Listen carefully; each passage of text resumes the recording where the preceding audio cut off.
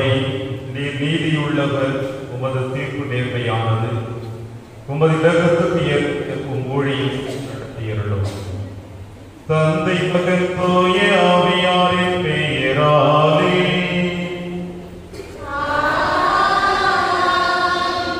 நம் ஆண்டவராகிய இயேசு கிறிஸ்துவின் அருளும் கடவுளின் தூய ஆவியாரின் நட்புறவும் உங்கள் அனைவரோடும் இருப்பதாக.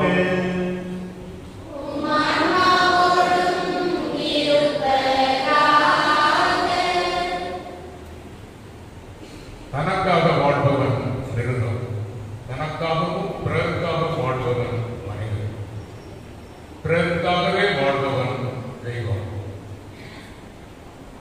அன்பான இறைமக்களே, இன்று ஆண்டின் 23ஆம் ஞாயிறை சிறப்பிக்கும் இனிய நாளில் பாசத்திற்குரிய பங்கு தந்தை மற்றும் பங்கு இறைமக்கள், அருள் சகோதரர்கள் அனைவருக்கும் வளர்நாள் 9ஆம் அன்றைய இறை மக்களின் வாழ்த்துக்களும் வணக்கங்களும். இன்றைய வழிபாட்டின் தருணம் சுமப்போம் நம் சிலுவையை, அகற்றுவோம் பிறர் சிலுவையை என்பதால் இயேசுவை பின்தொடர விரும்புவர் அவரது சிலுவை சுமந்தாக வேண்டும். இயேசுவின் பணிவாழ்வை நாம் தொடர வேண்டுமானால் நமது வாழ்வில் பல இன்னல்களையும் சவால்களையும் தடைகளையும் கடந்து லட்சியத்தை அடைய எதிர்கொள்ள வேண்டும். இறைமகன் இயேசு தந்தை கடவுளின் விருப்பத்தை நிறைவேற்ற தன் உயிரையே நமக்காக ஈந்து கடவுளின் விருப்பத்தை நிறைவேற்றினார்.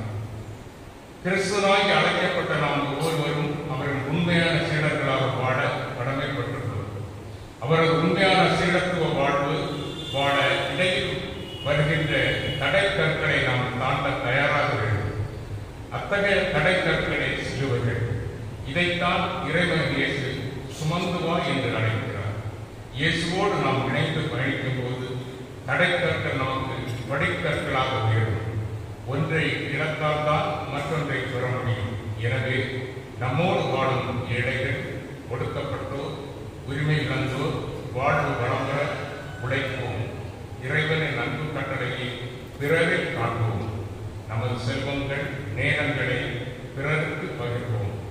பிறரின் சுமைகளை நமதாக்க இயேசுவின் கல்வாரி பலியாம் உன்னத பலியை ஒன்றிணைந்து ஜெபிப்போம். இறை ஆசீர் பெறுவோம். பிரியமான சகோதர சகோதரிகளே, தமிழில் ஒரு சொல்லாடல் நாம் கேட்டிருக்கிறோம். யாம் பெற்ற இன்பம் பெருக மேம்படுகிறோம். ஆண்டின் பொது காலத்தின் 23வது வாரத்தில் நம்முடைய ஆன்மீக பயணம் ஆரம்பித்திருக்கிறது. நாளில் இறை சாயலாக படைக்கப்பட்ட நாம் அனைவருமே பாம்பினுடைய சூழ்ச்சியினால் அந்த இறை சாயலானது பாவக்கரைகளினால் முழுவதுமாக சூழப்பட்டது. மீண்டும் அந்த இறை சாயலை பெற்று மீட்பை பெற வேண்டும் என்பதற்காக தந்தை கடவுள் தன் மகனை இந்த மண்ணுலகிற்கு நமக்காக அனுப்பி வைத்திருக்கிறார். பாவிகளாக பிறக்கின்ற நாம் பாவிகளாகவே வாழ்ந்து கொண்டிருக்கின்றோம், பாவிகளாகவே மதிக்கின்றோம். ஆனால் நம்முடைய வாழ்க்கை பயணத்தில் இறைவனுடைய வார்த்தையை ஏற்று இறைவனை நமதாக்கிக் கொள்ள நாம் விரும்புகின்ற பொழுது மீட்பு நமக்கு சொந்தமாக கொடுக்கப்படுகிறது. அந்த மீட்பை பெற வேண்டும் என்பதற்காக நாம் எடுக்கின்ற முயற்சிகள் எத்தனை அதில் தோல்வியை சந்திக்கின்றோம், வெற்றியை சந்தித்துக் கொண்டே நாம் இருக்கின்றோம். இன்றைய திருவழி மாட்டின் வழியாக மீட்பை பெறுவதற்காக நாம் எடுக்கின்ற முயற்சிகளில் தோல்வி அடையாமல் இயேசுவை பின்தொடர வேண்டும் என்றால் நம் சுயநலத்தை நாம் இழக்க வேண்டும். எப்பொழுது ஒருவன் தன் சுயநலத்தை இழக்கின்றாலும் அப்பொழுது அவர் மீட்பை பெறுகின்றான். அந்த மீட்பை பெற்றவர் பிறருக்கும் அந்த மீட்பின் மகத்துவத்தை வெளிப்படுத்துகிறார். எனவேதான் இந்த பழமொழி மாறி சொல்லுகிறது, யாம் பெற்ற இன்பம் பெருகையும் வையகம்.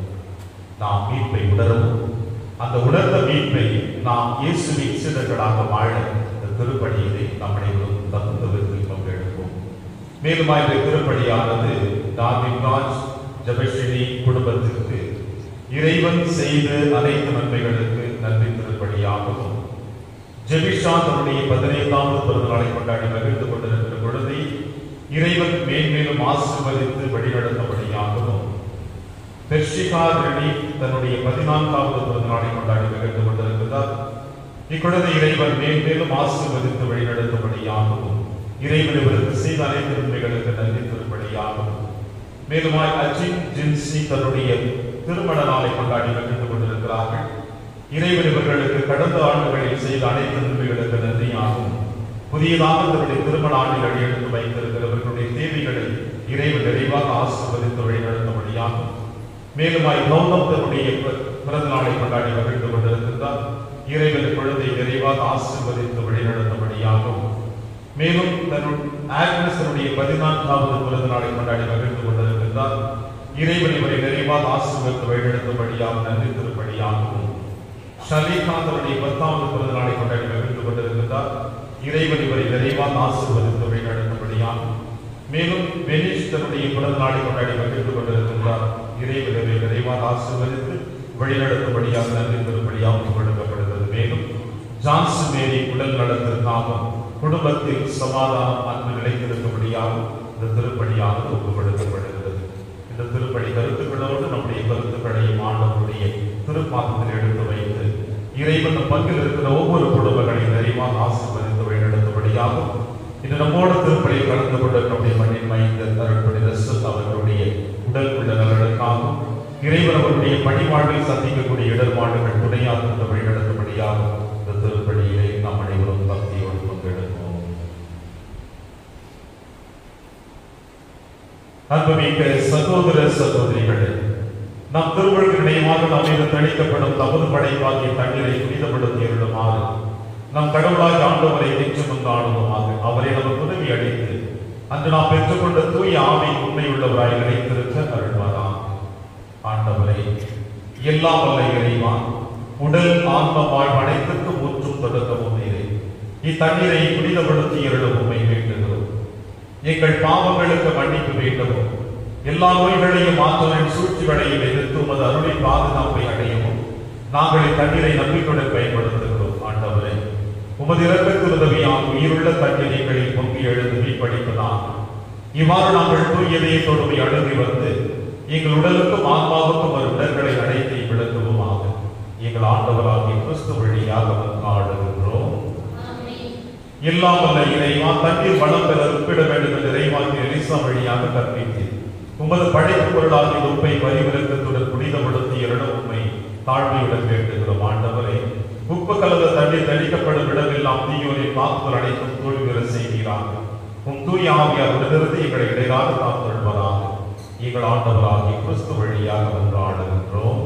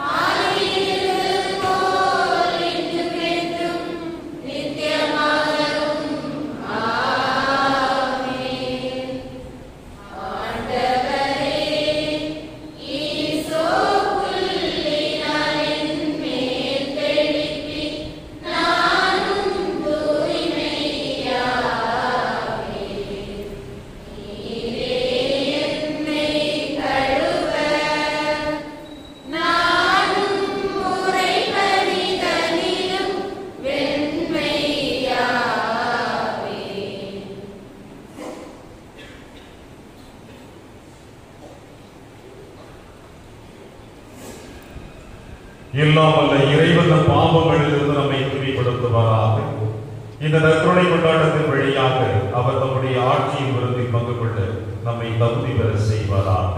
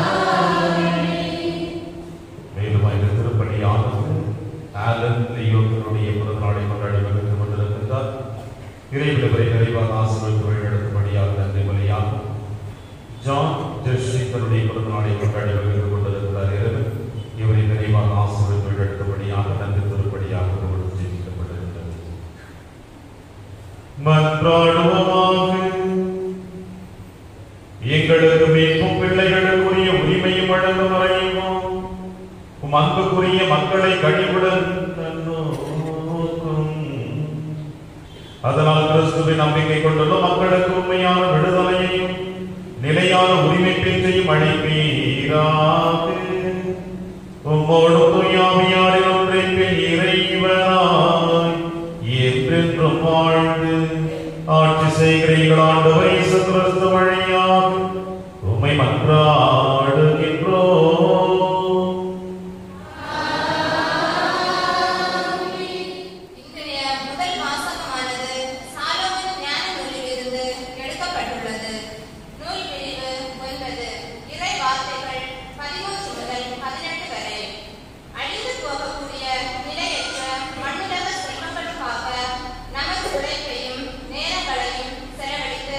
நமது மனங்களை சுமையாக்கி கவலைப்பட்டு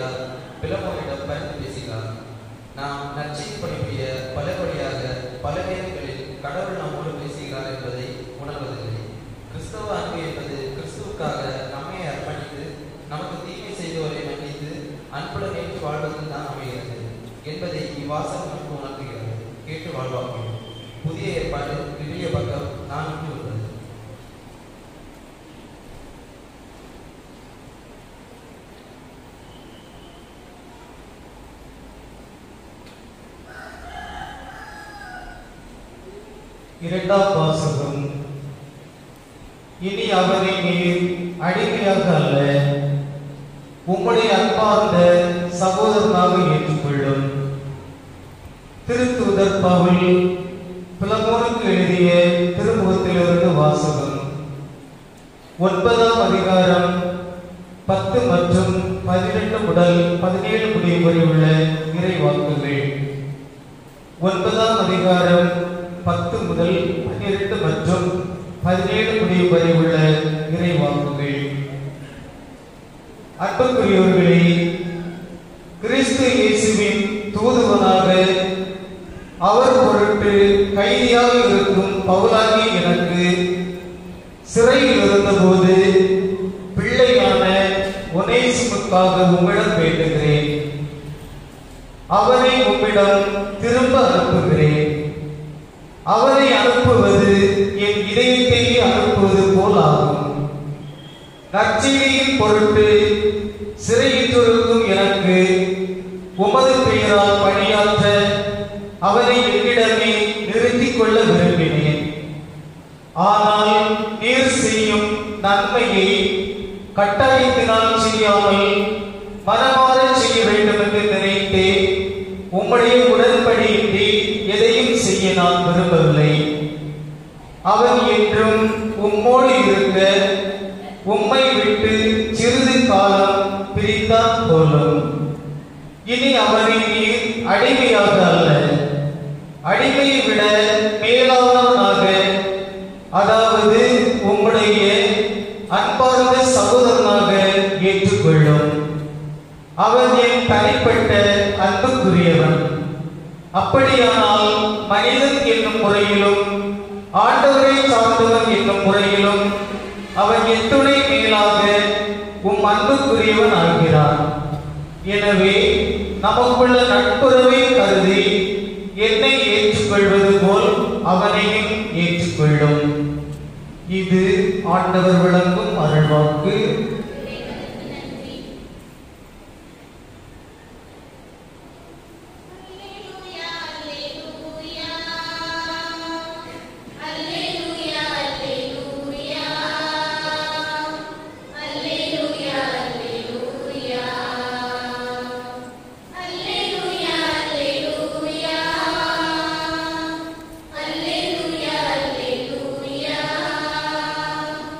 Alleluia, alleluia.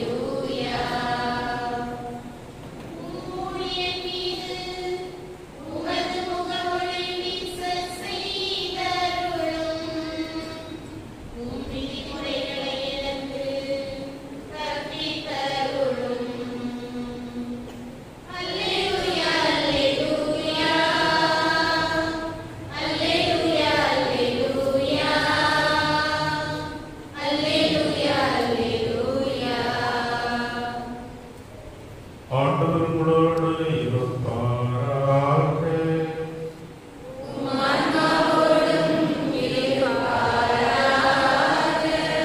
லூக்கா எழுதிய தூய நற்செய்தியிலிருந்து வாசகம்.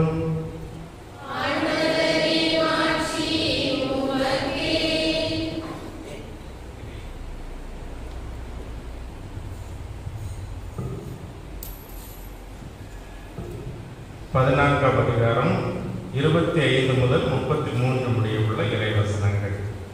லூக்கா நற்செய்தி 14ஆம் அதிகாரம் 25 முதல் 33 முடிய.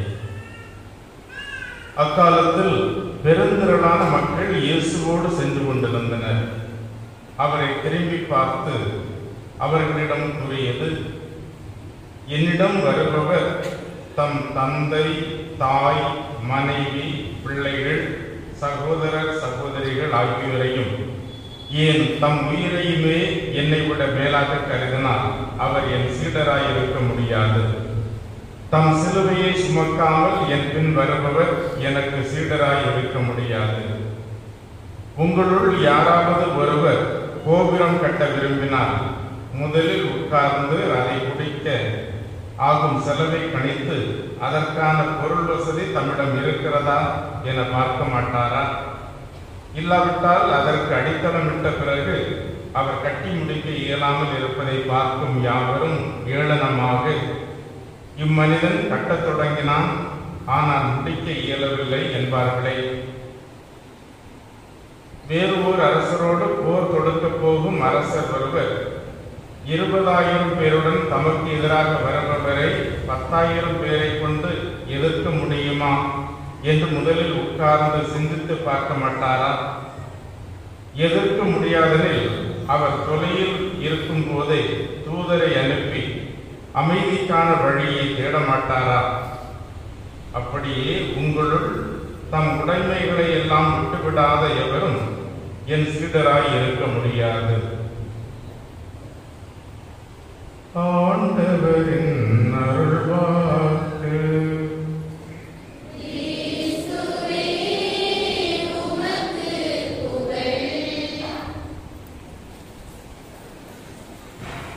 கிறிஸ்து இயேசுவில் அன்புமிக்கவர்களே, ஆண்டின் பொதுக்காலம் 23ஆம் ஞாயிற்றுக்கிழமையில் தங்கள் உடைமைகளை எல்லாம் விட்டுவிடாத எவரும் எனக்கு சீடராய் இருக்க முடியாது என்று இறைவன் இயேசு கிறிஸ்து நமக்கு அழைப்பு விடுகின்றார்.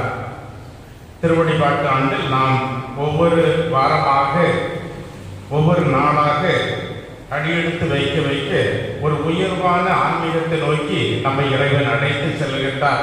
அதற்கான விதிமுறைகளை எல்லாம் நமக்கு கொடுத்து நம்மை பக்குவப்படுத்துகின்றார்.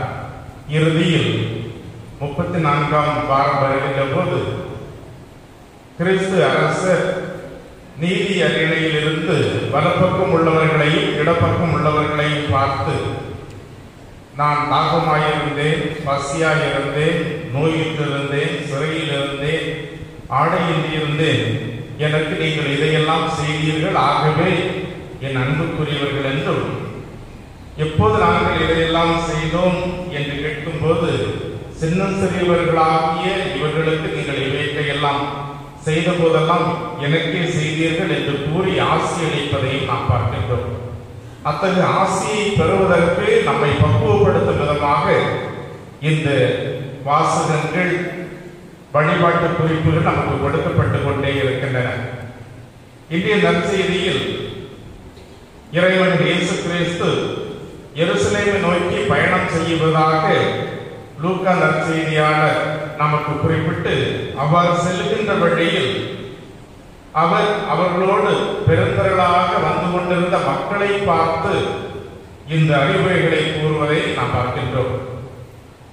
என்னை பின்பற்ற வருகின்றவர்கள், என்னிடம் வருபவர்கள் தந்தை, தாய், சகோதரர், சகோதரிகள், மனைவி, பிள்ளைகள், ஏன் தம் உயிரையுமே என்னை விட மேலாக கருதினால் அவர் எனக்கு சீடராய் இருக்க முடியாது என்று அறிவுறுத்துகின்றார். இத்தகைய ஒரு அறிவுரையின் தொடர்ச்சியாக விட்டுவிடுவது என்பது ஒருவேளை மனிதனுக்கு இயல்பு.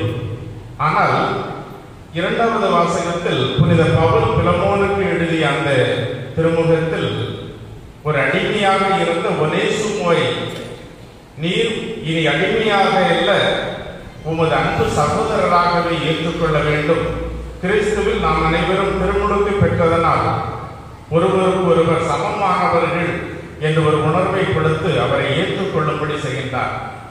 அன்புக்குரியவர்களே, நமக்கெல்லாம் தெரியும், புனித பவுலும் தொடக்கத்தில் மனமாற்றம் அடைந்த போது இயேசு அவரை பார்த்து,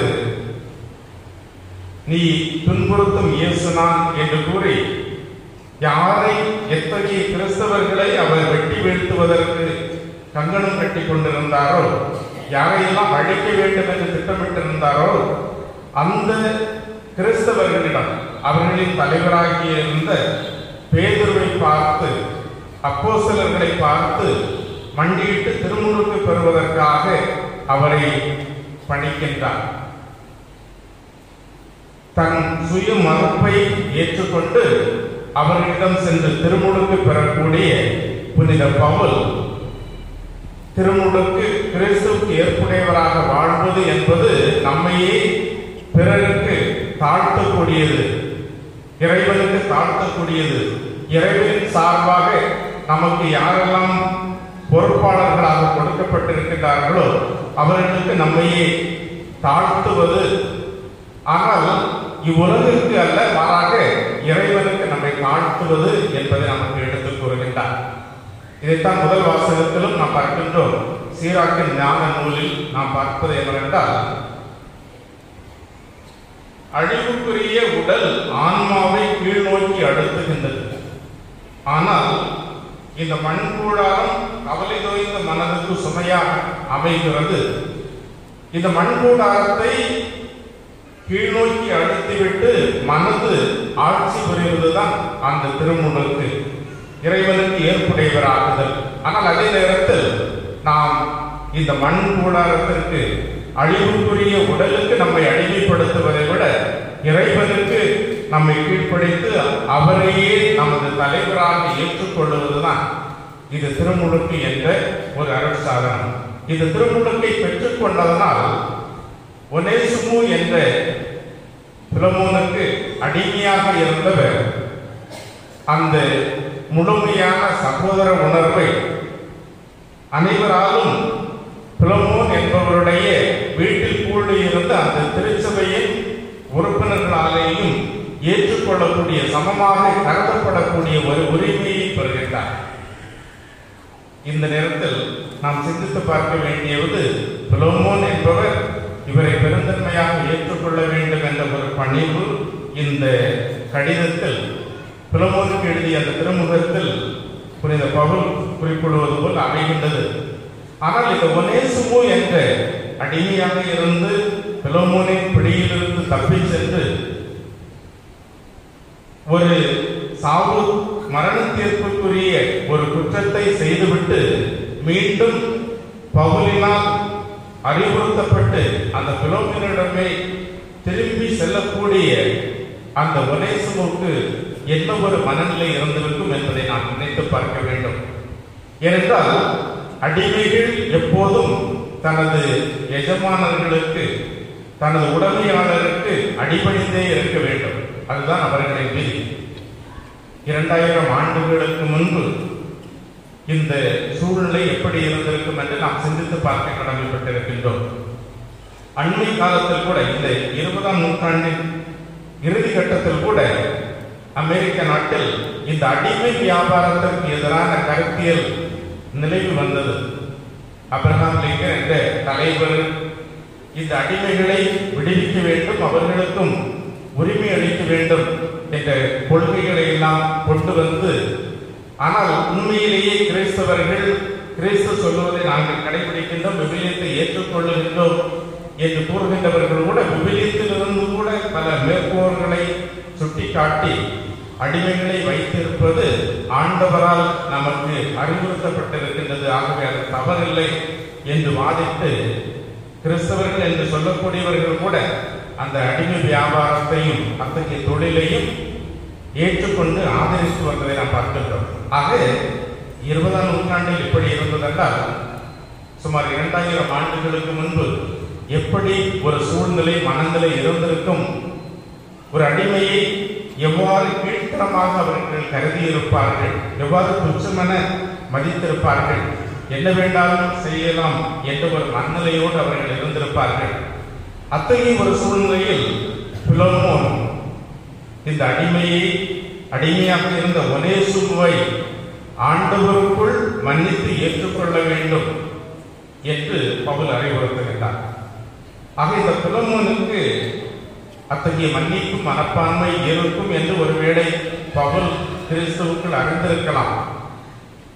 ஆனால் ஒனேசிமு என்ற இதுவரை அடிமையாக இருந்த இந்த நபருக்கு நிச்சயமாக ஒரு மரண பயம், காலம் காலமாக அடிமையாக இருந்த ஒரு வம்சாவளியில் பிறந்த அந்த மனிதருக்கு என்ன வேண்டுமானாலும் நடக்கலாம், இதில் எனது வாழ்வில் இறுதியாக கூட இருக்கலாம் என்ற ஒரு பயம்தான் நிச்சயமாக வந்திருக்கும். இருந்தாலும் பவுல் என்ற இந்த திருத்தூதரினால் திருமுழுக்கு பெற்று அவரால் அறிவுறுத்தப்பட்ட இவர் நம்பிக்கையோடு பிலோமோனிடம் செல்கின்றார்.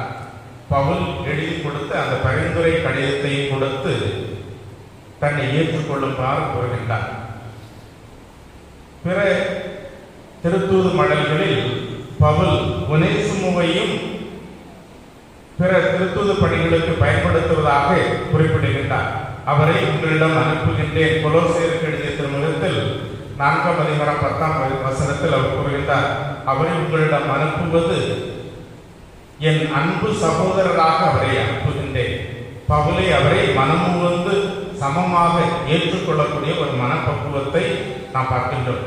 ஆக கிறிஸ்துவுக்குள் நாம் முழுமையாக புதுப்பிக்கப்பட்டு கடவுளுக்கு உரிமையுள்ளவர்களாகும் போது அனைவரையும் நாம் சமமாக கருதக்கூடிய, நமக்கு மேலானவர்கள் யாரென்று நாம் பயந்து விட வேண்டியதில்லை. மாறாக நமக்கு மேலாக இருக்கின்றவர் கடவுள் ஒருவரே.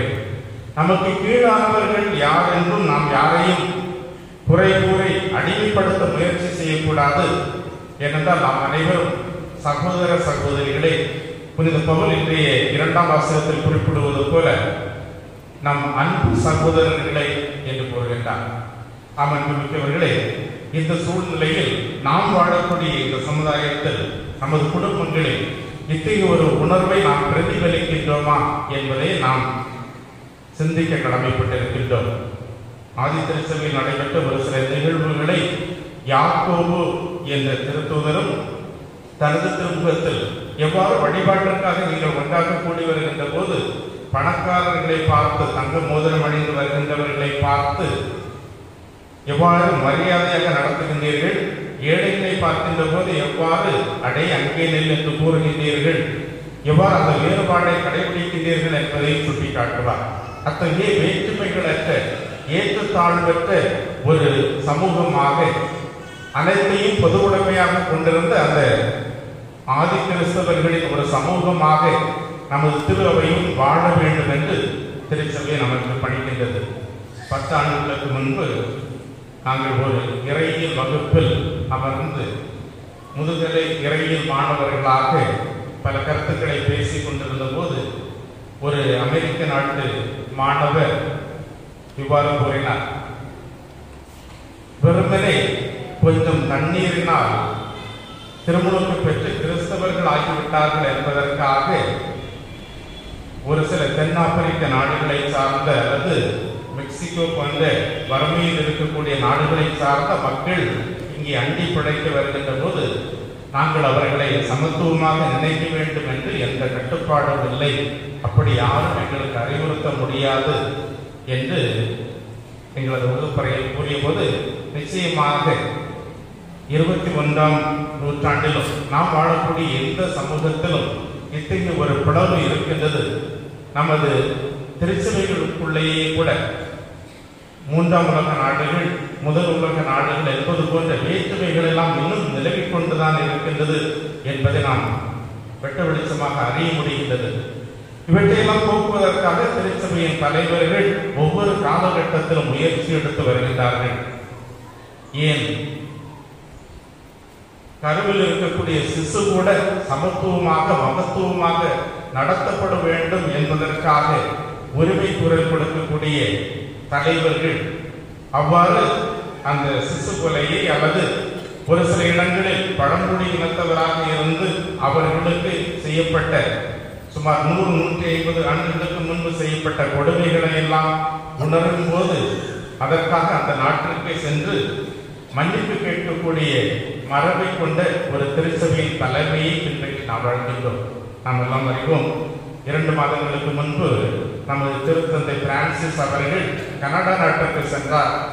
அங்கிருந்த பழங்குடி இனத்தவர்களை எல்லாம் சந்தித்து பல ஆண்டுகளுக்கு முன்பு அங்கு நடைபெற்ற ஒரு வரலாற்று சூழ்நிலையான ஒரு போர்டிங் ஹாஸ்டல் போன்ற கல்வி நிறுவனங்களை கொண்டு அவர்களுக்கு பயிற்றுவித்தவர்கள் இந்த பழங்குடியின மக்களை எல்லாம் எவ்வாறு கீழ்த்தரமாக நடத்தினார்கள், ஒரு சில நேரங்களில் அவர்களை சித்திரவதை செய்தார்கள் என்பதையெல்லாம் வரலாற்று பதிவுகளிலிருந்து உணர்ந்து கொண்ட போது அந்த நாட்டு குடிமக்களிடம் மன்னிப்பு கேட்ட ஒரு நிகழ்வை, அதனால் திருச்சபை அத்தகைய ஒரு சமத்துவ உணர்வை பிரதிபலிப்பதை நாம் அறிவோம். அன்புமிக்கவர்களே, இந்த நேரத்தில் நாம் திருச்சபை, ஒட்டுமொத்த திருச்சபை, அகில உலகம் என்ற ஒரு எண்ணத்தில் சிந்தித்துக் கொண்டிருக்கக்கூடிய அதே வேளையில் நாம் வாழக்கூடிய நமது பங்கு திரு அவையில், நாம் வாழக்கூடிய நமது அன்பியத்தில், நமது குடும்பத்தில் அத்தகைய ஒரு ஏற்ற தாழ்வுகளை வயதின் காரணமாகவோ அல்லது பொருளாதார வசதியின் காரணமாகவோ அல்லது ஒரு சில திறமைகளின் அடிப்படையிலேயோ நாம் அறிந்து விடாமல் கிறிஸ்துவினால் கிறிஸ்துவுக்கு சீடனாக திருமுழுக்கு பெற்று தந்தை மகன் தூய ஆவியினால் உரிமை பெறக்கூடியவராக இருக்கக்கூடிய நாம் அனைவருமே சமமானவர்கள், ஒருவரை ஒருவர் ஏற்றுக்கொண்டு வாழ வேண்டிய கடமைப்பட்டவர்கள், கிறிஸ்து அவன் கிறிஸ்து அவள் என்ற ஒரு விடுவியத்திற்கு கட்டுப்பட்டவர்களாக வாழ வேண்டும் என்ற ஒரு உணர்வை நாம் பெற வேண்டும். இன்றைய நற்செய்தி வாசகத்தில் 2 உவமைகளை கூறி இறைவன் இயேசு கிறிஸ்து இறையரசை சுட்டிக்காட்டுகின்றார். இறையரசை ஏற்றுக்கொள்ளக்கூடியவர்கள் எவ்வாறு ஒரு கட்டிடத்தை கட்டுவதற்கு தயாராகின்ற போது அதை கட்டி முடிப்பதற்கு போதிய பண வசதி, பொருளாதார வசதி நம்மிடம் இருக்கின்றதா என்பதை பார்ப்பதற்கும், ஒரு எதிரியோடு போர் புரிய செல்வதற்கு முன்பு அதற்கு தேவையான படைபலம் நம்மிடம் இருக்கின்றதா, 10,000 பேரோடு போரிட வருகின்றவரை நாம் எவ்வாறு எதிர்கொள்ள முடியும் என்று சிந்தித்து அவ்வாறு முடியாதென்றால் சமரசம் செய்து கொள்ள வேண்டும் என்பதையும் அறிவுறுத்துகின்றார். இது எதை காட்டுகின்றது என்றால், ஒருவேளை கட்டடம் கட்டி முடிப்பதென்றால் நிதானமாக அமர்ந்து சிந்தித்து நாம் முடிவெடுத்து ஒரு செயல்பாட்டை தொடங்க முடியும். ஆனால் போர் முனையில் அதற்கான நேரம் கிடையாது. விறுவிறுப்பாக உடனடியாக நாம் முடிவெடுக்கவும் கடமைப்பட்டிருக்கின்றோம். திருமுழுக்கு பெற்று கிறிஸ்துவுக்கு உரிமையுடையவர்களாக இருக்கின்றவர்களுக்கு ஆழ்நிலை தியானத்தின் மூலம் இறைவன் எவ்வாறு நாம் தொடங்கியுள்ள அந்த பயணத்தை நிறைவுபடுத்த வேண்டும் என்பதை நமக்கு உணர்த்தி நம்மை வழிநடத்த கடமைப்பட்டிருக்கின்றார். அதற்காக நாம் ஜெப உணர்வு வழிபாடுகளில் கலந்து ஆழ்நிலை தியானத்தில் ஈடுபடுகின்ற போது இறைவன் அதற்கான ஆலோசனைகளை கூறி தூய ஆவியின் வல்லமையினால் நம்மை பக்குவமாக வழிநடத்தி எதை நாம் செய்ய வேண்டும் என்பதை நமக்கு உணர்த்துவார். ஆனால் அதே நேரத்தில் அதே தூய ஆவியின் வல்லமையினால் சில நேரங்களில் நாம் தாய்மதியாமல் தீமைகளை பார்க்கின்ற போது, அநீதிகளை காணுகின்ற போது போர் முனையில் இருக்கக்கூடிய ஒரு போர் வீரர்களுக்குரிய உத்வேகத்தோடு வேகத்தோடு நாம் கடமையாற்ற வேண்டும். பல நேரங்களில் நாம் அவ்வாறு போர் முனையில் இருக்கக்கூடியவர்கள் போன்று துரிதமாக செயல்படாமல் இருக்கின்ற போது நாம் பல இழப்புகளையும் ஏற்க நேரிடும் என்பதையும் இறைவன் நமக்கு அறிவுறுத்துகின்றார். ஆக இந்த திருப்பலியில் கலந்து கொண்டு இறைமகன் இயேசு கிறிஸ்துவோடு இணைந்து அவர் நமக்கு விதித்துள்ள அந்த பாதையில் பயணப்படக்கூடிய இந்த வேளையில் இறைவன் நம்மோடு இருக்கின்றார். நாம் தொடங்கியுள்ள அந்த பயணத்தில் கிறிஸ்துவுக்கு சீடராக மறு கிறிஸ்துவர்களாக உலகில் வாழக்கூடிய இந்த வாழ்க்கை போராட்டத்தில் அவரே நமக்கு தலைவர், அவருக்கு மட்டுமே நாம் அடிபணிய வேண்டும் என்பதை உணர்ந்தவர்களாக அனைவரையும் சமமாக ஏற்று பிறரையும் புனித பவுல் ஒனேசிமுவை சமமாக ஏற்றுக்கொள்ள வேண்டும் என்று பிலோமினுக்கு அறிவுறுத்தியதை போன்று நாமும் அனைவரையும் சமமாக நடத்தக்கூடிய ஒரு சூழ்நிலையில் பிறரையும் அறிவுறுத்தி நாமும் அத்தகைய அறிவுரையை ஏற்று தொடர்ந்து இறைவனுக்கு ஏற்புடையவர்களாக வாழ்வோம். இறைவன் நம்மோடு உடனிருந்து நம்மை வழி நடத்துவாராக.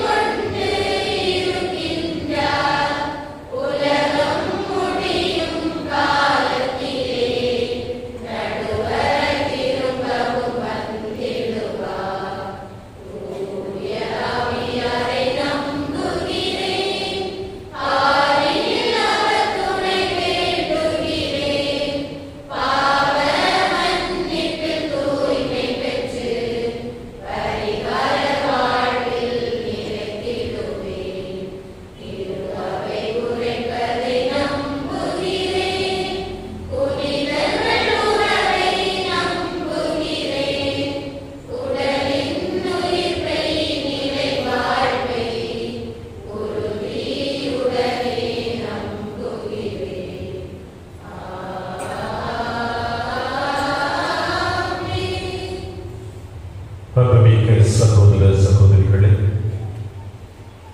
ஆண்டவருடைய திருநிலையில் ஒன்றாக கூடியிருக்கிற நாம் அவருடைய அருளும் இரக்கமும் ஆசீரும் நமக்கு வேண்டும் என்று நம்மை ஏற்படுத்த வந்திருக்கின்றோம்.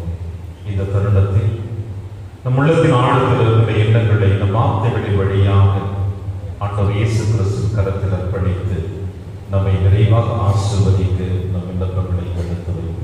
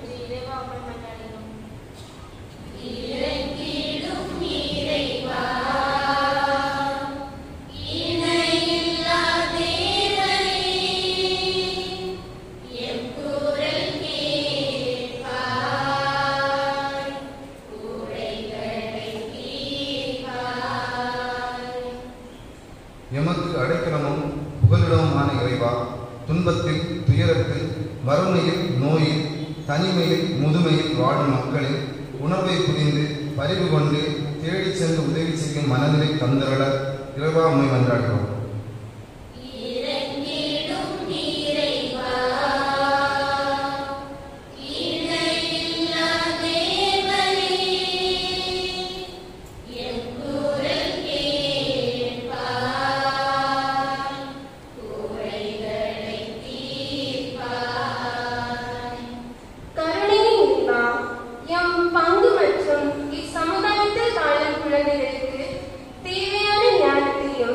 அறிவு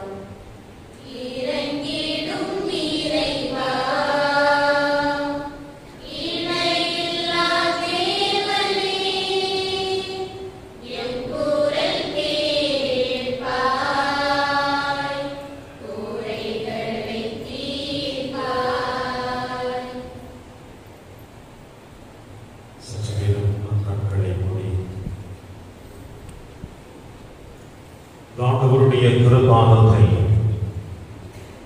நம்முடைய விண்ணப்பங்களை நம்பிக்கையோடும் விசுவாசத்தோடும் எடுத்து வைத்திருக்கின்றோம். அவரை எப்போது அழைக்கின்ற ஒவ்வொருவருடைய தேவைகளையும் நிறைவேற்றுவதற்காக இதோ இந்த நற்கருணை பலியிலே நமக்காக பலியாக இருக்கின்றார். தந்தையின் திருவுளத்தை ஏற்று இந்த மண்ணுலகை மனிதனாக பிறந்த அவர் நம்முடைய தேவைகளை நிறைவேற்றுவதற்காக காத்துக் கொண்டிருக்கிற தருணத்தில் இதோ விண்ணப்பங்கள் வடிவமாக இயேசுவின் கரத்தில் ஒப்பு கொடுத்த விண்ணப்பங்களை ஒவ்வொருடைய தனிப்பட்ட தேவைகளையும் குறிப்பாக இது திருப்பலி கருத்துக்களாக ஒப்பு கொடுக்கப்பட்டிருக்கின்ற ஒவ்வொரு வேண்டுதல் திருப்பலிகளையும் நன்றியின் காணிக்கைகளையும் உடல் உள்ள மனவேதனைகளோடு வாழ்ந்து கொண்டிருக்கின்ற ஒவ்வொரு சகோதர சகோதரிகளையும் குறிப்பாக நம்முடைய பங்கில் இருக்கின்ற ஒவ்வொரு குடும்பங்களையும் ஆண்டவர் கரத்தில் அர்ப்பணிப்போம். இயேசுதான் ஒருவரே நம் தேவைகளை நிறைவேற்றக்கூடியவர் என்ற ஆழமான நம்பிக்கை விசுவாசம் என்று நமக்கு எழ வேண்டும். ஆண்டவரே, தாவீதின் மகனை என் மீது இறங்கும் என்று அழைத்த அந்த மனிதனை போல இது நாமும் நம்முடைய தேவைகளை ஆண்டவருடைய கரத்தில் அர்ப்பணித்து ஜெபிப்போம். இறைவன் இரக்கமே உள்ளவர். நம் தேவைகளை நன்கு அறிந்து கொண்டு நாம் கேட்பதற்கு முன்னதாகவே கொடுக்க வல்ல தேவனாக இருந்து கொண்டிருக்கின்றார். அவருடைய பொறுப்பாதங்களில் நம்முடைய தேவைகளை எடுத்து வைக்கின்ற பொழுது மேலுமாய் நம்முடைய பங்கில் இருக்கின்ற ஒவ்வொரு வாணிப உள்ளங்களையும் ஆண் பெண் இருவர்களையும் நம் ஆண்டவர் கரத்தில் அர்ப்பணிப்போம்.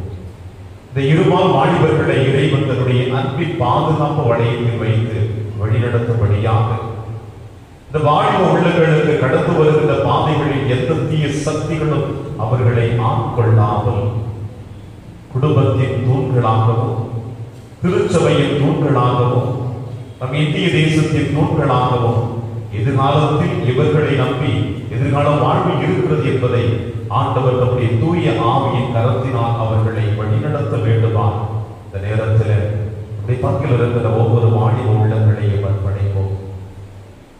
நம்முடைய குழந்தைகள், மாணவ செல்வங்கள் வளர்ந்து வருகின்ற அறிவியல் உலகத்தில் எத்தனையோ புதிய புதிய அறிவியல் சாதனங்கள் இந்த குழந்தைகளை அந்த வழியில் அழைத்து செல்லாமல் ஆன்மீகத்தில் என்றும் நிலைத்து நிற்கக்கூடிய ஆற்றலையும் வல்லமையும் தெய்வீக பயத்தையும் ஞானத்தையும் பெற்றோர்கள் தங்களுக்காக உழைத்துக் கொண்டிருக்கிறார்கள் என்ற பெற்றோர்களுடைய உழைப்பினை இந்த குழந்தைகள் உணர்ந்து கொள்ளக்கூடிய நல்ல மன பக்குவத்தையும் அன்னை பரிமாண் பரிந்துரை வழியாகும் நம் பங்கின் பாதுகாவலரான பிரான்சிஸ் சவேரியாருடைய பரிந்துரை வழியாகும் இந்த குழந்தைகள் எப்பொழுதும் இறை ஞானத்திலும் வல்லமையிலும் அன்பின் பாதையிலும் கடந்து செல்ல ஆண்டவர் கரத்தில் நம் குழந்தைகளை அர்ப்பணிப்போம். மேலுமாய் இயற்கையின் சீற்றத்தின் வழியாக தன் வாழ்வையை இழந்த ஒவ்வொரு ஆன்மாக்களையும் ஆண்டவர் கரத்தில் அர்ப்பணித்து ஜெபிப்போம்.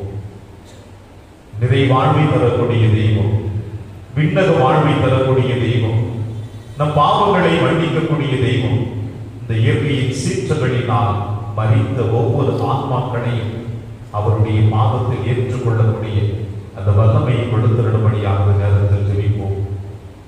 உலகத்தின் அமைதிக்காக சுயநலத்தில் ஈடுபட்டு நான் தான் என்கின்ற அகந்தையோடு வாழ்ந்து கொண்டிருக்கின்ற ஒவ்வொரு தலைவர்களையும் இறைவன் தன் ஆவியின் அபிஷேகத்தினால், ஆவியின் ஆளுமையினால் அவர்களை தனதாக்கிக் கொள்ளக்கூடிய அந்த ஆற்றலை கொடுத்து உலகம் எங்கிலும் இறையாட்சி வளர வேண்டும் என்பதற்காகவும் அன்பும் அமைதியும் சமாதானமும் என்றும் நிலைத்து நிற்கும்படியாகவும் இந்த நேரத்தில் ஜெபிப்போம். குறிப்பாக தீய பழக்க வழக்கங்களினால், குடியின் களியாட்டத்தினால், தவறான சிந்தனைகளினால் தன்னுடைய குடும்பத்தை இழந்து தவித்துக் கொண்டிருக்கின்ற இந்த தீய நாட்டங்களினால் குடும்பங்கள் சிதைத்திருக்கின்ற நம்முடைய பங்கில் இருக்கின்ற ஒவ்வொரு குடும்பங்களையும் ஆண்டவர் கரத்தில் அர்ப்பணிப்போம். உடைந்த உள்ளத்தோடு, உருகுலைந்த உள்ளத்தோடு, கண்ணீரோடு இந்த ஆலயத்தில் பல முறை எத்தனையோ நம் உள்ளங்கள் ஜெபித்துக் கொண்டிருக்கிறார்கள்.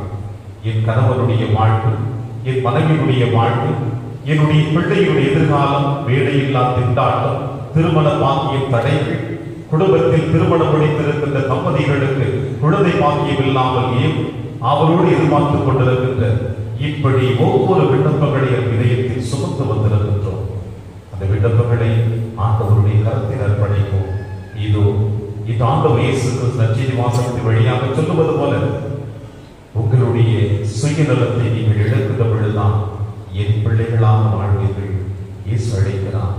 இயேசுவின் கரத்தில் இந்த விண்ணப்பங்களை அர்ப்பணித்து ஜெபிப்போம்.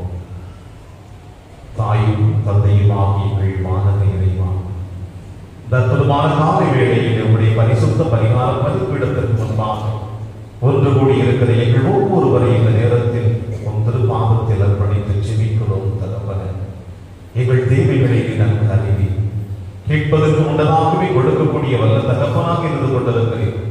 கேளுங்கள், உங்களுக்கு கொடுக்கப்படும் என்று சொல்லவர இது மனம் திறந்து நம்பிக்கையோடு விசுவாசத்தோடு எங்கள் உள்ளத்தின் ஆழத்தில் இருக்கிற விண்ணப்பங்களை ஒவ்வொரு மாதத்தில் அர்ப்பணித்திருக்கிறேன்.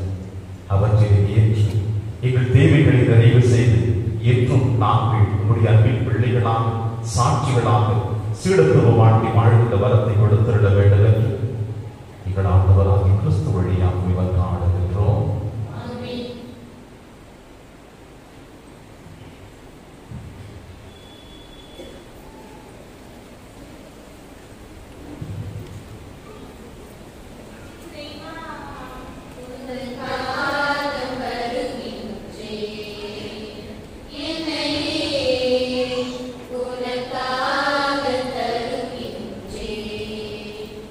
இறைவா, உங்கள்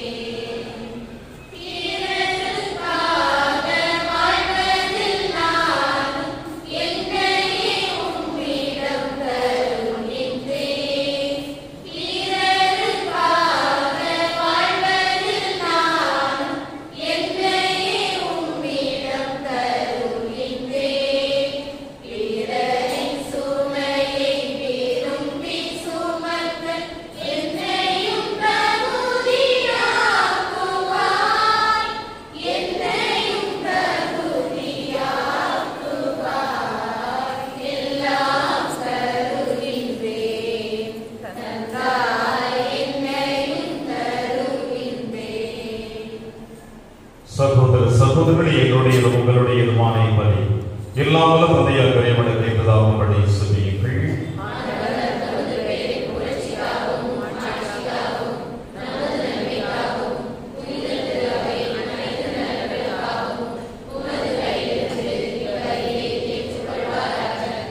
இறைவா, உண்மையான இறைப்பற்றுக்கும் அமைதிக்கும் காரணர் மாண்புக்குரிய உண்மை காணிக்கை வழியாக தகுந்த முறையில் வழிபட நாங்கள் வேண்டுகின்றோம். அதனால் தூய மறைமைகள் உண்மையான உணர்வோடு பங்கேற்பதன் வழியாக நாங்கள் ஒன்றுபடுவோமாக.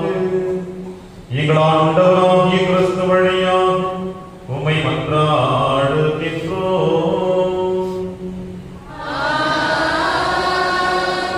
ஆண்டவர் உங்களோடு இருப்பாராக.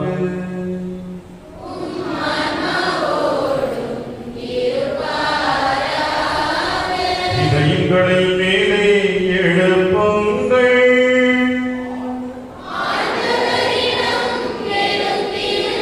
நம் இறைவனாகிய ஆண்டவருக்கு நன்றி கூறுவோம்.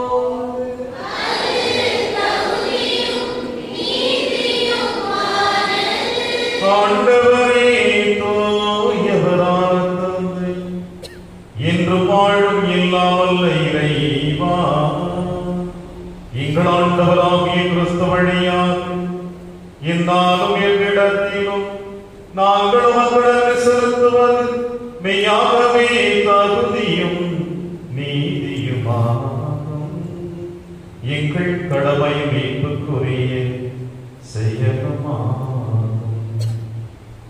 ஏனெனில் கிறிஸ்து பிறந்த முன்னைய பாவ நிலையிலிருந்து மனிதரை புதுப்பித்தார், பாடுபட்டு எங்கள் பாவங்களை அழித்தார், இறந்தோரிடமிருந்து உயிர்த்தெழுந்த நிலை வாழ்வுக்கு வழிவகுத்தார்.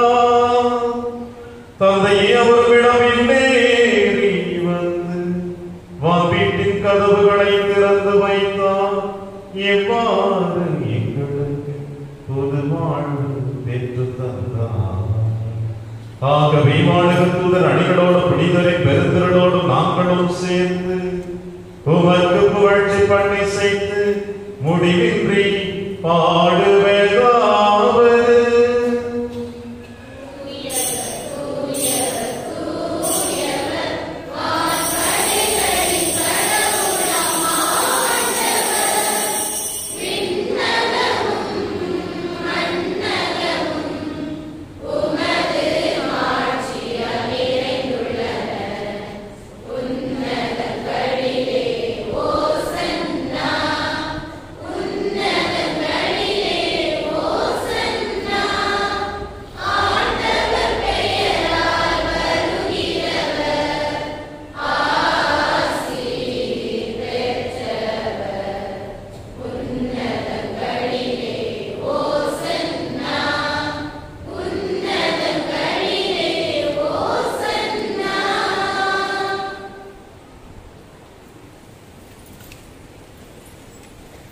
ஆண்டவரே, இவையாகவே தூயவர், தூய்மை அனைத்திற்கும் ஒன்று.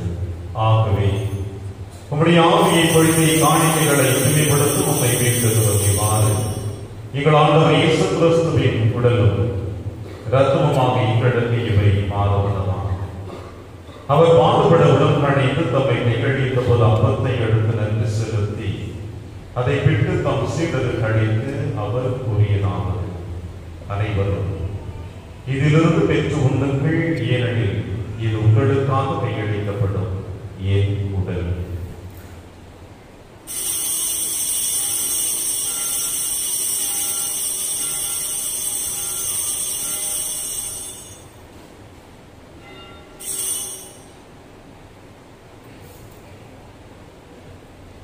அவர் நம்மை இரவுறதை எழுதிய பின் கிண்ணத்தையில் எடுத்து மீண்டவருக்கு நன்றி கூறி தம் சீடர்களுக்கு அளித்து அவர் கூறியதாவது: அனைவரும் இதிலிருந்து பெற்று பருவங்கள், ஏனெனில் இது புதிய நிலையான உடன்படிக்கைக்குரிய இரத்தத்தின் கிண்ணம்.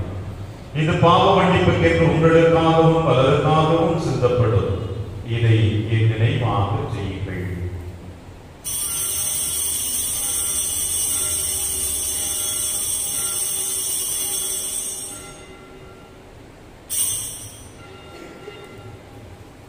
நம்பிக்கையின் மறை பொருள்.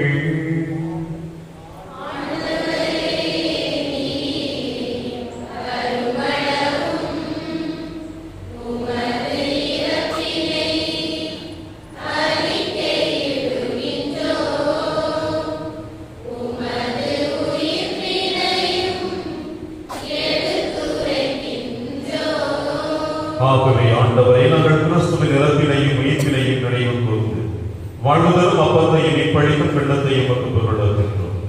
உம் திருமணம் ஊழியம் புரிய தகுந்தவர்களிடையே எங்களை ஏற்றுக்கொண்டு எனவே மக்கள் நன்றி செலுத்துகின்றோம்.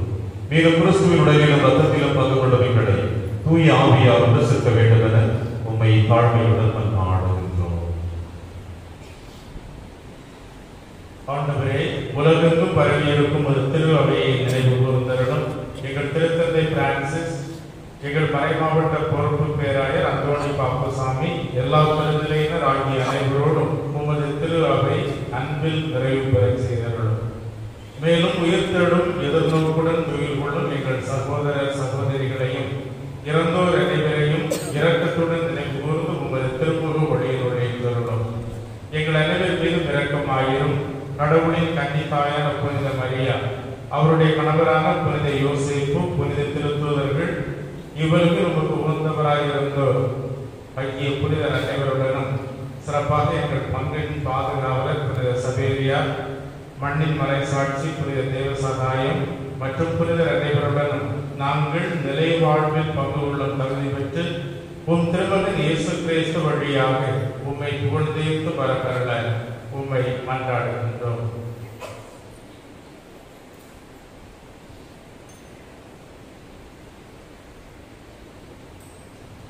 இவர் வழியாக இவரோடு இவர் எல்லாம் வல்ல இறைவனாகிய தந்தையே, தூய ஆவியாரின் ஒன்றிப்பில் எல்லா புகழும் ஆட்சியும் என்றென்றும் உமக்கு உரியதே.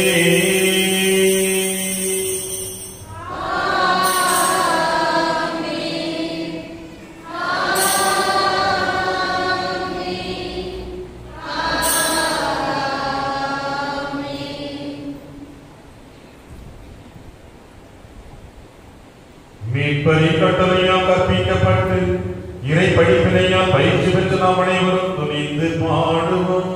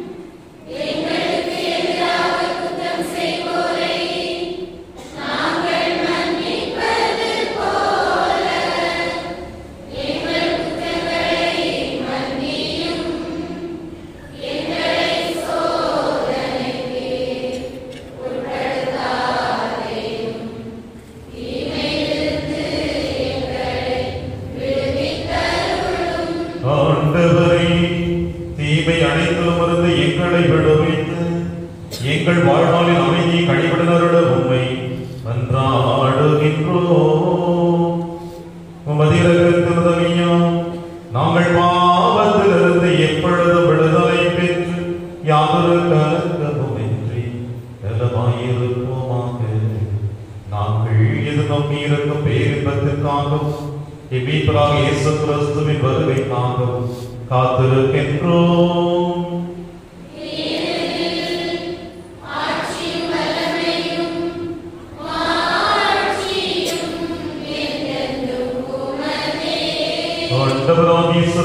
அமைதியை உங்களுக்கு விட்டுச் செல்கின்றேன், என் அமைதியையே உங்களுக்கு அளிக்கிறேன் என்று உம் திருத்துதர்களுக்கு வழித்தீரேன். எங்கள் பாவங்களை பாராமல் உமது திரு அவையின் நம்பிக்கையை கண்ணோக்கி உமது திருவுளத்திற்கு ஏற்பதற்கு அமைதியையும் ஒற்றுமையையும் அளித்தருள்வீராக. என்றும் வாழ்ந்து ஆட்சி செய்கின்றவர் நீரே. ஆண்டவருடைய அமைதி உங்கள் அனைவரோடும் என்று வருவதாக.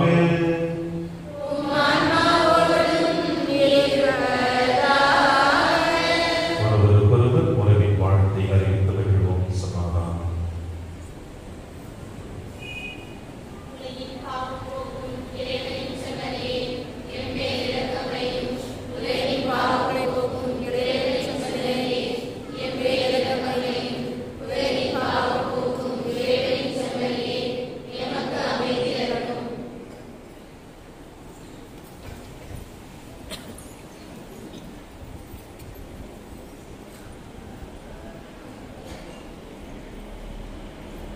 இதோ இறைவனின் செம்மறி, இவரை நம் அனைவரின் பாவங்களை போக்குகின்றவர். செம்மறியின் விருந்திற்கு அழைக்கப்பெற்று நாம் அனைவரும் பேறு பெற்றோம்.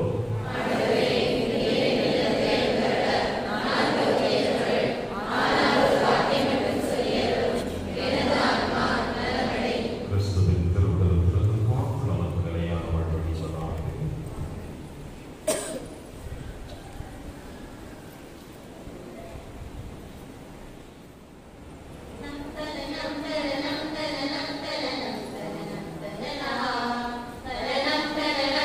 Thank you.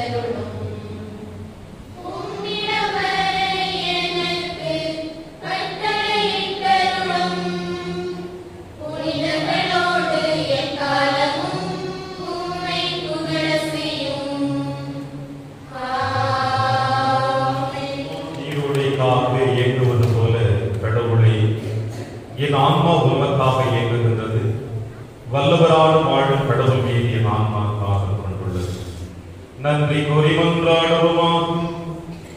ஆண்டவரே, உமது வார்த்தையாலும் இன்னதவிருந்தாம் உன் நம்பிக்கையாளர்களுக்கு நீ உணவளித்து வாழ்வழிக்கின்றே. இவ்வாறு வந்து திருமகன் அளிக்கும் மாபெரும் பணிகளால் நாங்கள் வளம் பெற்று அவரது வாழ்வில் என்றும் பங்கேற்கும் தகுதி பெறுவோமாக. எங்கள் ஆண்டவராகிய கிறிஸ்து வழியாக உம்மை மன்றாடுகின்றோம்.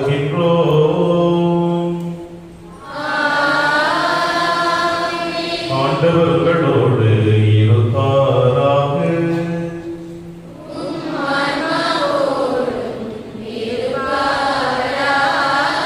இல்லாமல் இறைவன் தந்தை